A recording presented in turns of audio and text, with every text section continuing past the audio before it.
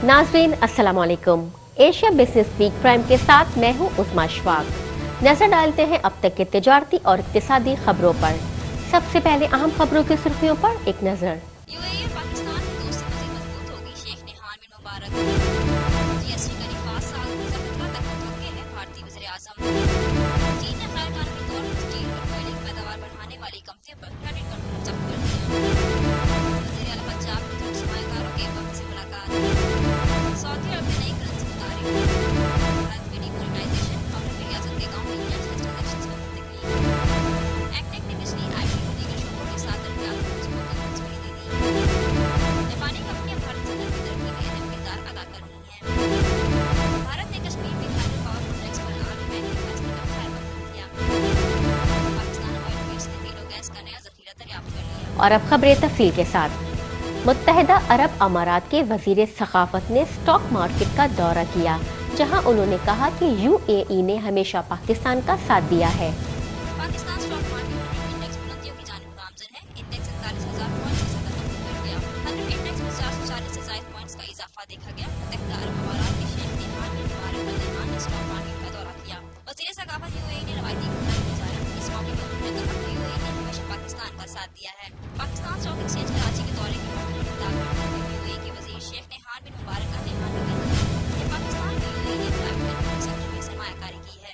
Pakistan UAE का strategic partner रहा है। उन्होंने कहना था कि यूएई पाकिस्तान की दोस्ती मजीद मजबूत होगी। पाकिस्तान के मुस्तकबिल पर एतमाद है। दुनिया में अमन कायम करने में पाकिस्तान का बड़ा किरदार रहा है।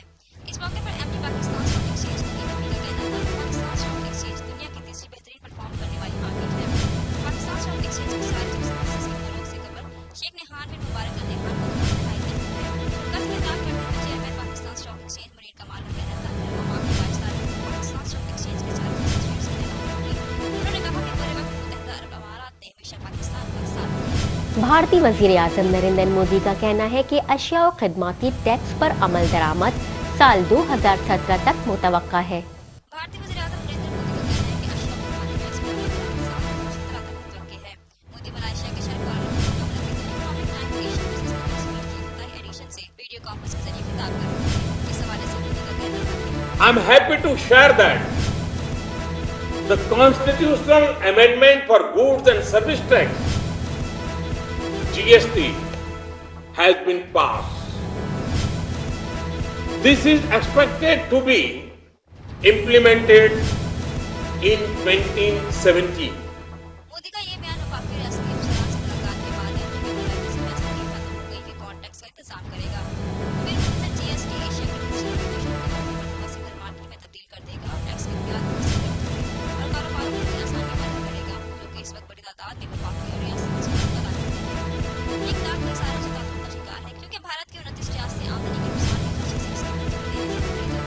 टैक्स चोरी, जालसाजी और करप्शन से निपटने की कोशिश में मोदी की जानिब से मुश्तमा आला मालियत के नोटों की कानूनी हैसियत खत्म करने के अचानक ऐलान के बाइस वफाकी और रियासती अफसरान दरमियान इख्तिलाफात हल करने में नाकाम रहे। वज़ीर आज़म का मज़ीद कहना था कि करप्शन से पाक निज़ाम का खिलाफ तरजीह है। इस हवाले से उन्होंने कहा कि Presently, cleaning the system from black money and corruption is very, very high on my agenda. This goes closely after digitization and introduction of GST. तर्जयकारों का कहना है कि जीएसटी भारतीय मईशत को 2% पहुंच से तरक्की दे सकता है। जीएसटी को पार बनाने वाली आईनी तरमीम के तहत भारत को सितंबर 2017 तक नया सेल्स टैक्स मुतारिफ कराना होगा, जब बिलवास्ता टैक्स का पुराना निज़ाम मंसूख होगा। चीन की बैंकिंग रेगुलेटरी और सनती हुक्काम ने गैर कानूनी तौर पर स्टील और कोयले की पैदावारी सलाहियत में इजाफा करने वाली कंपनियों पर क्रेडिट कंट्रोल को सख्त कर दिया है। चीन की बैंकिंग रेगुलेटरी सनती हुक्काम ने गैर कानूनी तौर पर स्टील और कोयले की पैदावारी सलाहियत में इजाफा करने वाली कंपनियों पर क्रेडिट कंट्रोल को सख्त कर दिया है। China banking regulatory commission, national monitoring commission, ministry of industry and technology ने मुश्तरका तौर पर हिदायत जारी की। हुक्काम ने बैंककारी मालियाती इदारों को स्टील और कोयले की कंपनियों को मुनासिब सरमायादार की हिमायत और स्टील और कोयले पैकेज की वसूली में माली मदद में इजाफे का मुतालबा किया। बैंककारी मालियाती इदारों को किसी भी ऐसे मजबूत कर्ज पर करने की इजाजत नहीं है जो स्टील और कोयले की सलाहियतों में इजाफा करें। इदारों को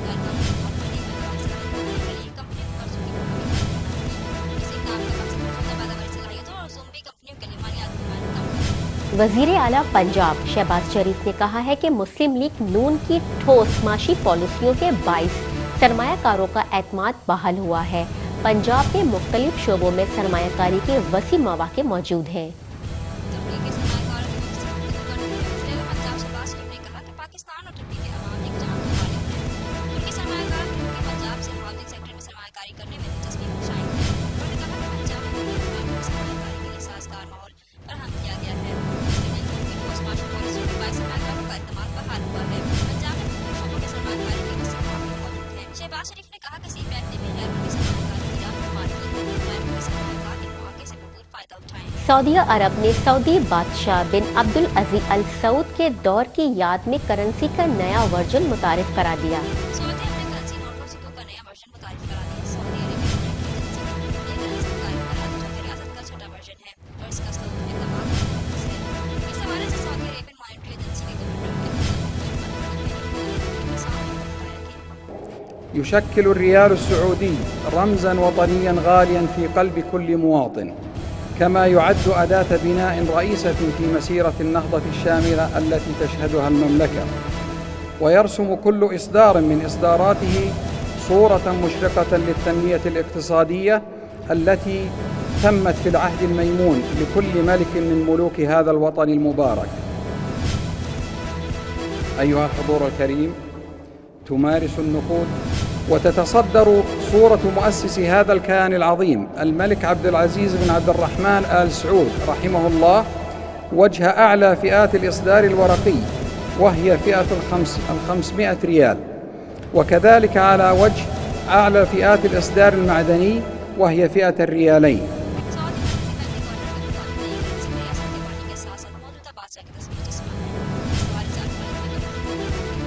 كما تضمن الإصدار صورة خادم الحرمين الشريفين الملك سلمان بن عبد العزيز آل سعود حفظه الله ورعاه على وجه باقي فئات الإصدار الورقي إضافة لفئة الريال المعدني.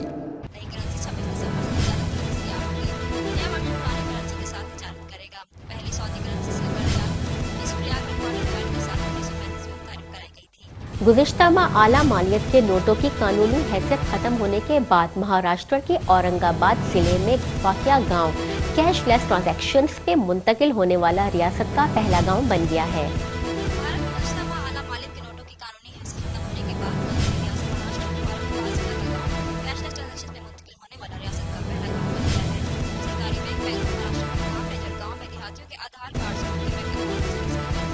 इसके जरिए वो अपनी अदायगियां कर सकते हैं। आधार बायोमेट्रिक डेटाबेस स्कीम से लोग फवायद की अदायगी को कारगर और बड़े पैमाने पर से कम करने के लिए बनाएंगे। आधार कार्ड एक शख्स के बैंक अकाउंट से मुंसलिक होने के बाद डेबिट कार्ड से है। इस हवाले से बैंक ऑफ महाराष्ट्र औरंगाबाद के रीजनल मैनेजर UR कुलकर्णी का कहना है अभी तक किसी बैंक की ओर से किया जाने वाला ये पहला प्रयास है उत्तराखंड में, और इसमें सभी जो कैसे हम कैशलेस व्यवस्था को स्थापित कर सकते हैं और कैश के प्रयोग को कम कर सकते हैं, इसके बारे में लोगों को जानकारी दी गई। मोदी ने 8 नवंबर को देश में 66% के 500,000 रुपए के नोट खत्म करने का ऐलान किया था, जिसने लोगों को शदीद नुकसान में डाल दिया था। मोदी से अचानक ऐलान के बाद अमराद जिंदगी खास तौर पर गरीबों को नई करेंसी के उसूल पर पाबंदियों ने बुनियादी अशिया जैसे कि खुराक, ईंधन वगैरह की अदायगी की मुश्किलात पैदा कर दी। गाँव में 2,500 लोग आबाद हैं, जिनमें से 2,120 लोगों के बैंक के अकाउंट हैं। इस हवाले से एक देहाती का कहना था कि उसी की बात है कि हमारा लक्ष्मणपुर का गांव जो है आज कैशलेस प्रणाली से जुड़ने जा रहा है, और यहाँ पे बैंक ऑफ बड़ौदा के हमारे जो भी अधिकारी आए हैं उन्होंने बहुत अच्छी तरीके से हमको बताया कि कैसे हम अपने क्रेडिट कार्ड से, डेबिट कार्ड से ट्रांजैक्शन कर सकते हैं। आधार कार्ड को हम बैंक से लिंक करा के उससे हम अपना लेन देन कर सकते हैं। और उन्होंने ये भी बताया कि बैंक का अधिकारी यहाँ पे कोई एक कर्मचारी यहाँ पे आएंगे जो हमको 1 घंटा 2 घंटा यहाँ पे रोज़ उपस्थित रहेंगे और हमको कैश मशीन से हमको उपलब्ध कराएंगे। बड़े नोटों को खत्म करने का मकसद दौलत को बाहर लाना है और भारत को टाल करने वाले जिन पर शुबा है कि वो फंड ऑपरेशन के लिए 500 करोड़ इस्तेमाल करते हैं। कौमी इक्तिसादी कौंसिल की एग्जीक्यूटिव कमेटी ने तरबेला के 5वें तौसी मंसूबे और पाकिस्तान के पहले सॉफ्टवेयर टेक्नोलॉजी पार्क समेत 145 अरब रुपए मालियत के 7 तरक्याती प्रोजेक्ट की मंजूरी दे दी है। जिसमें 82 अरब 36 करोड़ रुपए की लागत से तरबेला के 5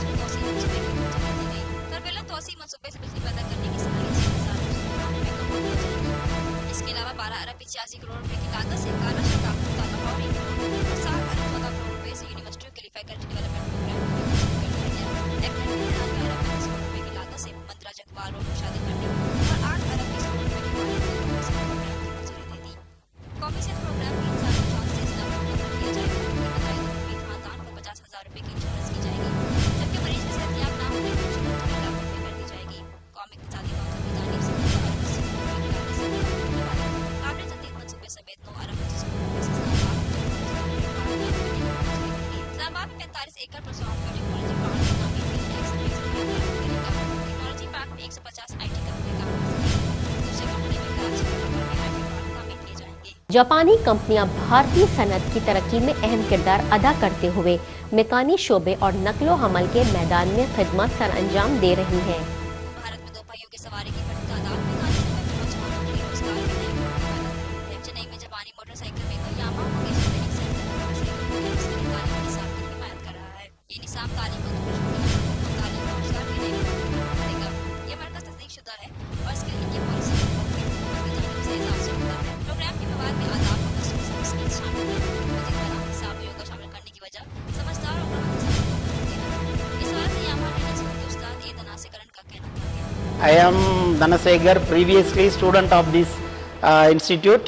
So Yamaha is bright, teaching me the ABC, attitude, behavior and communication. So I feel proud to be here sharing my knowledge with the student of this Yamaha training school. इस बारे से यामाहा ट्रेनिंग स्कूल के student I भी का कहना था कि 1 year course படித்தேன், YTS கோர்ஸ் படித்தேன். நான் படித்த உடனே எனக்கு நான் இங்கே 5 மாதம் வேலை செஞ்சுட்டு இருக்கிறேன். வேலை செஞ்சுட்டு எனக்கு நான் ஜாலியாக மேபி வேலை செஞ்சுட்டு இருக்கிறேன். எங்கள் அம்மா கிட்ட வந்து போய்ட்டு சம்பளம் காசு வாங்கி எங்கள் அம்மா கையில் கொடுத்த உடனே எங்கள் அம்மா எங்கள் ஃபேமிலியை சந்தோஷமாக இருக்குது போனாங்க. इस एग्जाम से पास आउट होने वालों का 100% रोजगार रिकॉर्ड है। ग्रेजुएट्स ने यामाहा की जानिब से मुनक्किदा वर्ल्ड मैकेनिक ग्रैंड प्रिक्स में शानदार रिकॉर्ड्स हासिल किए। 2013 में शुरू इस एग्जाम की तरफ यामाहा ने भारत में 30 क्लासेस का एहतमाम किया। बड़ी तादाद में तालिबात का तबीयत हो चुका है। मेक इन इंडिया पॉलिसी में अमल दरामद करते हुए भारत ने इंफ्रास्ट्रक्चर सिस्टम नकलो हमल की मदद से जापानी कंपनी एनएससी सामने आई है और मकामी कंपनी के साथ जॉइंट वेंचर ने भारत ने गैर जानिबदार माहिर की तकरूरी रोकने और जम्मू कश्मीर में किशन गंगा और रैटल मंसूबों पर तनाज़ा हल करने के लिए सालसी की अदालत के क़याम के लिए आलमी बैंक के फैसले का खैरमकदम किया। भारत ने गैर जानिबदार माहिर की तकर्री रोकने और जम्मू कश्मीर में किशन गंगा और रैटल मंसूबों पर तनाज़ा हल करने के लिए सालसी अदालत के क़याम के लिए आलमी बैंक के फैसले का खैरमकदम किया। आलमी बैंक ने भारत और पाकिस्तान को बाकी तौर पर तनाज़ा हल करने के लिए कहा। इसके बाद सौरभ का ये बयान सामने आया। इस हवाले से सौरभ का कहना था कि By temporarily halting both the processes now, the bank has confirmed that pursuing the two concurrent processes can render the Indus Waters Treaty unworkable over time.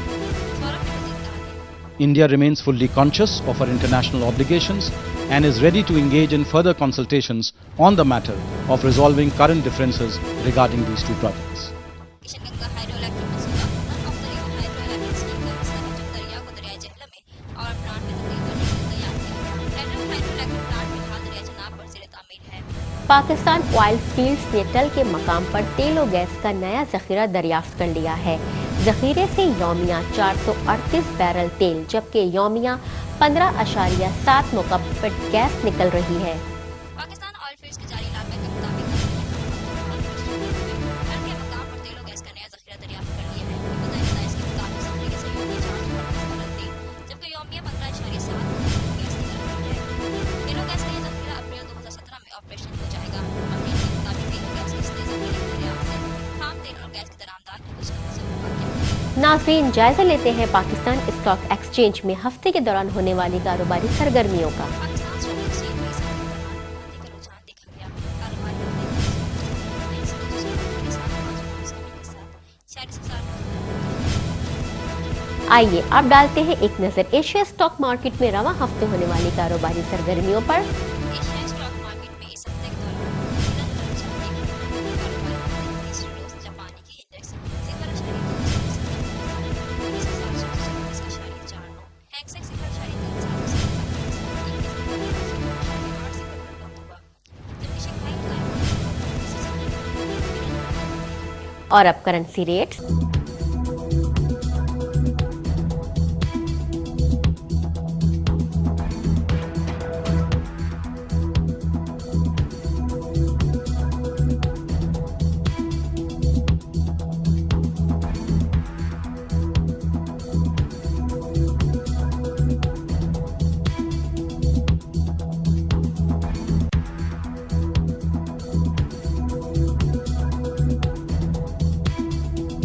नाज़रीन, ये थी अब तक की खबरें एशिया बिजनेस वीक प्राइम में। मिलते हैं अगले हफ्ते मजीद खबरों के साथ। अपनी मेजबान उस्मा अशफाक को इजाजत दीजिए। अल्लाह हाफिज।